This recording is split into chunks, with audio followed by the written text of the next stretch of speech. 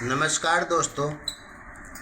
आज मैं दो घरों के बीच एक दिल की बात बताने आया हूँ और एक कहानी के रूप में आप लोगों को सुनाने जा रहा हूँ। एक छोटी सी बात थी लेकिन असर बहुत बड़ा था। शादी के बाद जब वो पहली बार ससुराल आई तो उसके मन में हजारों सवाल थे।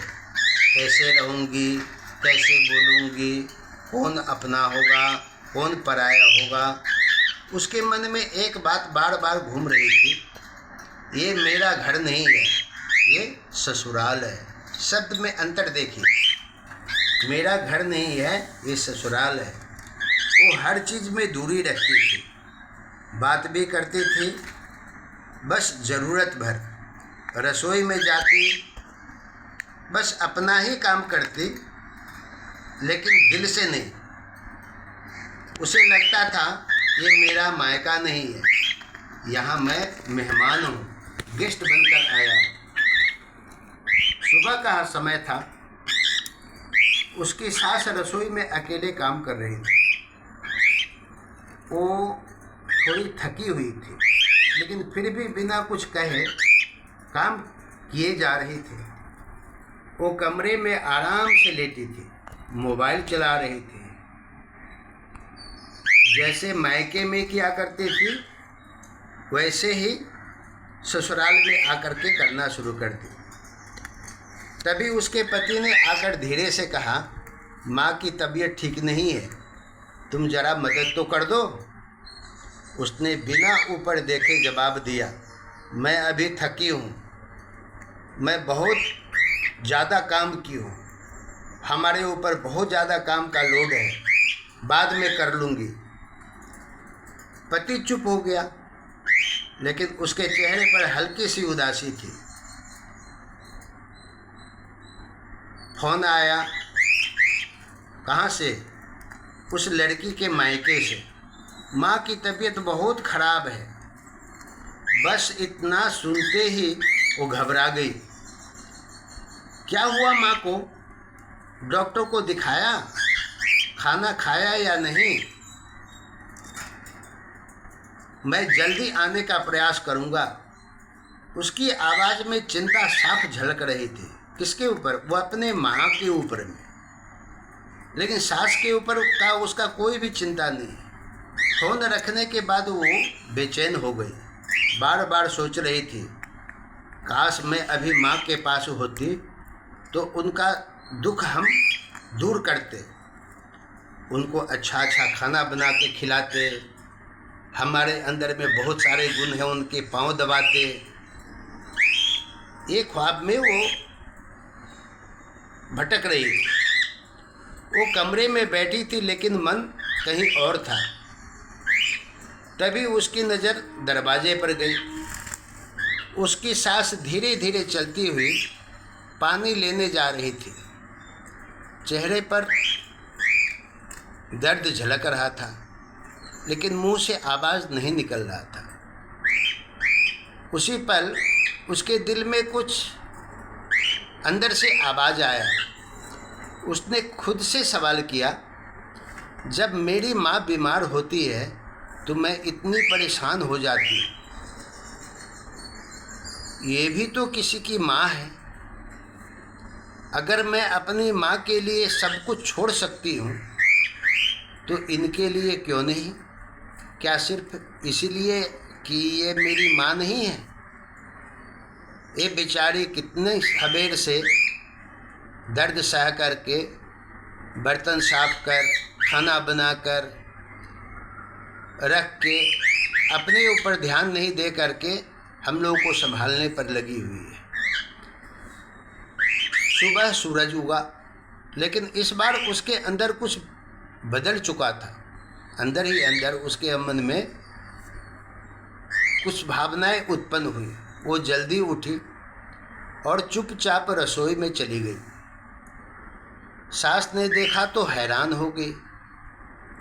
अरे बहू, तुम इतनी सुबह उठ गई? वो मुस्कुराई। आज आप आराम कीजिए माँ जी, मैं बना लूँगी। आपको चिंता करने की आवश्यकता नहीं है, हम सब काम कर लेंगे, आप बिस्तर पर आराम कीजिए। पहली बार उसने दिल से काम किया। खाना भी वही बनाई जो उसकी माँ बनाती थी, और जब सास ने खाया तो उनकी आंखों में आंसू आ गए। उन्होंने सिर्फ इतना कही, आज बहुत दिनों बाद घर जैसा स्वाद आया है। वो बोलने लगी। अब वो सास को आप नहीं माँ कहने लगी। अब अगर सास बीमार होती तो वो रात भर जागती और उनका दवा, सेवा और हर हमेशा तत्पर रहती। अब वो सिर्फ अपने मायके की नहीं, इस घर की भी जिम्मेदारी समझने लगी। उसकी सास ने उसे अपने पास बुलाया और बुला कर के कहा और हाथ पकड़ कर बोली, बेटी, मैं जानती हूँ मैं तुम्हारी माँ नहीं हूँ, लेकिन अगर तुम चाहो तो मैं माँ भी बन सकती हूँ। उसकी आंखें भर आई।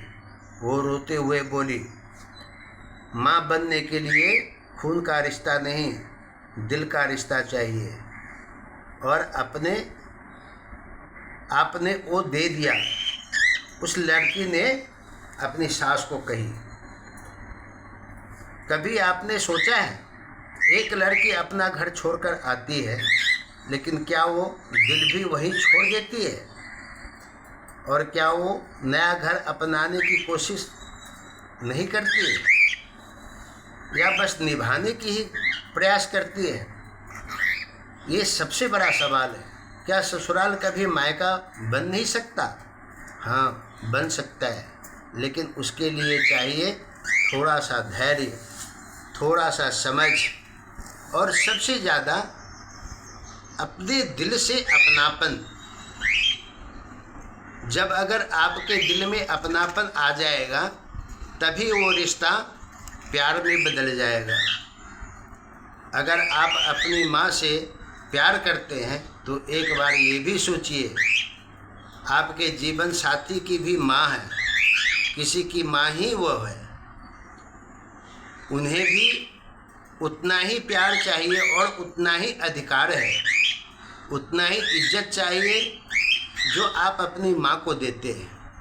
उतना अगर आप करना शुरू कर दिए तो घर में कभी भी कलह और क्लेश उत्पन्न नहीं होगा। घर दीवारों से नहीं बनता, दिलों से बनता है। मायका जन्म देता है, लेकिन ससुराल इंसान बनाता है। अगर आप इंसान बनना चाहें या बिगड़ना चाहें, वो आपके ऊपर में निर्भर करता है। अगर आपको ये मेरी कहानी अच्छी लगी हो, आप आगे तक भी शेयर कीजिएगा, अपने दोस्तों को भी सुनाइएगा, दोस्तों के पास भी भेजिएगा, और इसको शेयर भी करना सीखिएगा, सब्सक्राइब भी कीजिए, लाइक भी कीजिए, और कमेंट भी भेजिए, ताकि मैं अगला कहानी सुंदर और मनमोहक आपके पास लाता रहूँगा। धन्यवाद।